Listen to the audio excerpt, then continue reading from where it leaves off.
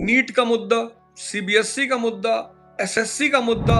सरकार ने कहा एक काम करो, अंजना दीदी को पकड़ा, अंजना दीदी से कहा देखो, लेकिन ये इतने महान महान टीचर इतनी बड़ी साजिश नहीं पकड़ पाए। फिर मैंने वो वीडियो देखा, विवेक सर हैं कोई इलाहाबाद में बेचारे। अब एक छोटी सी घटना घटी, मैं बताऊं, सरकार की बुद्धि में मानता हूं बहुत शार्प है सरकार। प्रेशर पढ़ा होगा तुमने ज्योग्राफी में, pressure, high pressure, low pressure. तो जब गर्मी बढ़ती है तो जमीन की हवा उठकर ऊपर चली जाती है, इससे लो प्रेशर पैदा हो जाता है। और जब लो प्रेशर पैदा होता है तो वो अगल बगल की हवाओं को अपनी तरफ खींच लेता है। नीट का मुद्दा, सीबीएसई का मुद्दा, एसएससी का मुद्दा और थोड़ा बहुत यूपीएससी का मुद्दा, जो युवा समाज है भारत का वो आक्रोशित हो गया। गर्मी बढ़ गई, तापमान बढ़ गई, युवाओं की जनसंख्या बहुत ज्यादा है भारत में। अब लो प्रेशर डेवलप होने लगा भारत में। अब ये लो प्रेशर जो डेवलप हो रहा था ये सरकार को दिखाई पड़ रहा था। सरकार ने कहा एक काम करो, अंजना दीदी को पकड़ा, अंजना दीदी से कहा देखो तुम बस एक काम कर दो, ये सारे टीचर सारे एग्जामों पे चर्चा कर रहे हैं, टीचरों को उलझा दो। बोले जी बताएं। बोले बोल दो जाके आज टीवी पे, 2 कौड़ी के यूट्यूबर टीचर, और जितने teacher SSC, CBSE, NEET, IAS की चर्चा कर रहे थे सब कूद पड़े अंजना ओम कश्यप के ऊपर। अरे अरे अरे अरे तुमने ऐसे कैसे, अरे तुमने हर तरीके हट तुम्हारी ऐसी। अंजना ओम कश्यप ने खुद से नहीं कहा है। मैं तो बड़ा हैरान हूं, मैं टीचरों के बिहेवियर पे हैरान हूं, बहुत हैरान हूं। ना कुछ तो है जिनको मैं सोचता हूं बहुत श्रेष्ठ टीचर है। वैसे मेरी नजर में हर टीचर श्रेष्ठ है, मैं किसी को छोटा बड़ा टीचर नहीं मानता। मेरी नजर में जो भी टीचर है वो सब श्रेष्ठ है। आप टीचर हैं, आप श्रेष्ठ हैं। आप भले नर्सरी को पढ़ाते हो पर आप श्रेष्ठ हैं। मेरी नजर में हर टीचर श्रेष्ठ है। लेकिन ये इतने महान महान टीचर इतनी बड़ी साजिश नहीं पकड़ पाए। सारा मुद्दा ही गायब हो गया, सारा मुद्दा ही गायब हो गया। दबाव बढ़ रहा था कि भाई शिक्षा मंत्री का इस्तीफा लिया जाए, सारा मुद्दा ही गायब हो गया। सब टीचर ने बैटल मैदान ही बदल दिया। सब अंजना ओम कश्यप, तेरी औकात कैसे हो गई, ये कैसे हो गया, फलाना। अरे वो बेचारी कोई अपने घर से थोड़े कह रही यार, उसको परमिशन है क्या बिना मतलब एक शब्द बोलने का? नहीं है। वो क्यों बोलेगी बिना मतलब? उसको नहीं पता कितने सारे यूट्यूबर टीचर हैं, उनके कितने बड़े बड़े फॉलोवर है, इससे कितना बैकलैश हो जाएगा पता है। मतलब ये बात अगर किसी बहुत सामान्य से चैनल वाले ने कही होती मैं मान लेता। उस चैनल को पता है कि भैया एक से एक टीचर है जिनके 20-20, 25-25 मिलियन फॉलोवर हैं, बैकलैश हो जाएगा। अब इस अंजना ओम कश्यप के एपिसोड से 3 लोगों को फायदा हुआ। सरकार को, आज तक के चैनल को खूब ट्रेंडिंग में चला, और खुद अंजना दीदी को बहुत फायदा हुआ। समझिए गेम को। फिर मैंने वो वीडियो देखा, विवेक सर हैं कोई इलाहाबाद में बेचारे रो रहे थे, उनकी टीचिंग कोचिंग सील कर दी गई। तो मेरा सरकार से एक निवेदन है कि शिक्षकों को ना परेशान करें, बिल्कुल ना परेशान करें। एग्जामपुर के एक टीचर है, मैं तो मिला नहीं, मेरी कोई जान पहचान नहीं है, लेकिन मैं आपसे एक बात कह रहा हूं कि सरकार से मेरा एक सविनय निवेदन है कि शिक्षकों को ना परेशान करें। चाणक्य ने एक बड़ी प्यारी बात कही है, प्रलय और निर्माण शिक्षक के गोद में पलता है। मेरा एक सरकार से हाथ जोड़कर सविनय निवेदन है कि कृपया करके शिक्षकों को ना परेशान करें। किसी एक का दिमाग अगर खराब हो गया तो फिर आपको संभालना बहुत मुश्किल हो जाएगा। और मैं अपने शिक्षक भाइयों से कहना चाहता हूं कि चक्रव्यूह को समझो।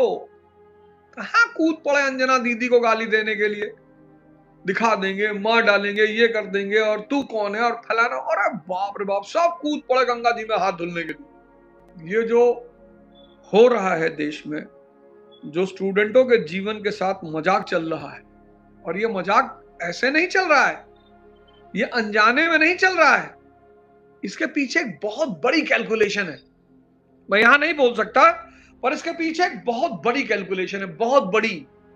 ये जो सब पैरेलल घटनाएं घट रही है ना, ये कोई ऐसे नहीं कि अनजाने में हो रही है। इस सब के पीछे एक बहुत बड़ी घटनाएं, बहुत बड़ी साजिश चल रही है। और अगर जून टल गया तो भगवान की महिमा। इन सब के पीछे एक बहुत बड़ी सुनियोजित है। इतनी बड़ी राष्ट्रवादी सरकार के होते हुए पर्चा लीक हो जाए, बताओ। अभी एक लड़की आकांक्षा, उसने सुसाइड किया, उसने अपने सुसाइड नोट में लिखा कि अब मैं दोबारा एग्जाम नहीं दे सकती। मैं समझ सकता हूं, मैं उस दर्द को समझ सकता हूं।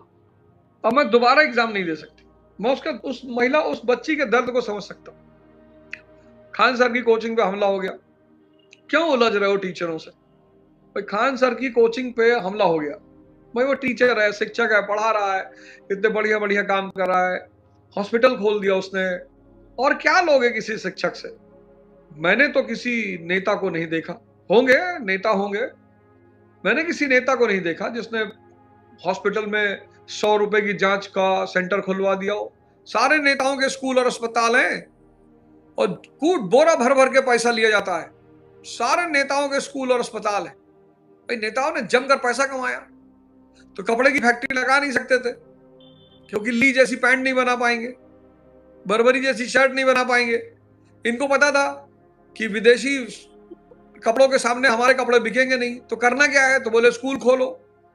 80% नेताओं का या तो स्कूल का बिजनेस है या शिक्षा का या हेल्थ का बिजनेस है। इसीलिए तो सरकारी अस्पताल और स्कूल मरे पड़े हुए हैं। अगर सरकारी अस्पताल और स्कूल अच्छे हो जाएं तो प्राइवेट स्कूल और प्राइवेट अस्पतालों को पूछेगा कौन? अगर बीएसएनएल अच्छा हो जाए तो एयरटेल को पूछेगा कौन? ये सब खेल है। पर ये खेल पता कैसे होता है? अगर मालिक, अमीर मालिक, अरबों रुपए का मालिक बेहोश है, अरबों रुपए का मालिक बेहोश है, तो नौकर क्या करेगा? मालिक की मर्सिडीज में घूमेगा। तो नौकर क्या करेगा? मालिक के फ्रिज से निकाल के बियर पिएगा। नौकर क्या करेगा? मालिक के बिस्तर पे जाके सोएगा, मालिक के पैसे का इधर उधर हिसाब करेगा, मालिक का पैसा लुटाएगा। हिंदुस्तान की जनता सो रही है। We the people of India solemnly resolve. Hindustan की जनता सो रही है और हिंदुस्तान की जनता राजा है। तो हिंदुस्तान की जनता का जो नौकर है वो मस्ती कर रहा है। हिंदुस्तान की जनता का जो नौकर है वो मस्ती कर रहा है, मजे ले रहा है, और वो नहीं चाहता कि वो जनता, वो अब नौकर क्यों चाहेगा कि मालिक जाग जाए? नौकर को पता है कि जब तक मालिक बेहोश है तभी तक ये सारी अय्याशी चलेगी। वो नौकर क्यों चाहेगा कि मालिक होश में आ जाए? तो जैसे ही मालिक हल्का होश में आता है उसको 4 पैक वो फिर पिला देता है। धर्म की पिला देगा, धर्म की पिला देगा 4 पैक। ये लो, किसी ने कहा साहब ये धर्म वाला नहीं चाहिए साहब, तो पाकिस्तान की 4 पैक पिला देगा। ले आओ भाई नया ब्रांड पाकिस्तान सिंगल मॉल्ट, हाँ ले आओ पाकिस्तान। किसी ने कहा साहब पाकिस्तान वाला बहुत पी चुके, अरे बोले पाकिस्तान वाला पी चुके हो? हाँ जी। तो दूसरा लाओ, विस्की पियोगे? हिंदू हिंदू हिंदू ले आओ, हिंदू वाली बॉटल लाओ।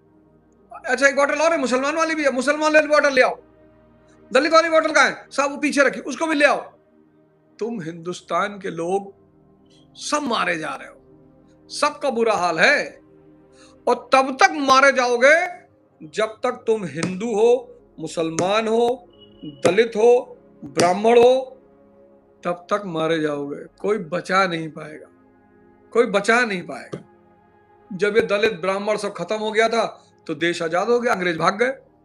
जब ये दलित ब्राह्मण हिंदू मुसलमान सब खत्म हो गया था, अंग्रेज भाग गए।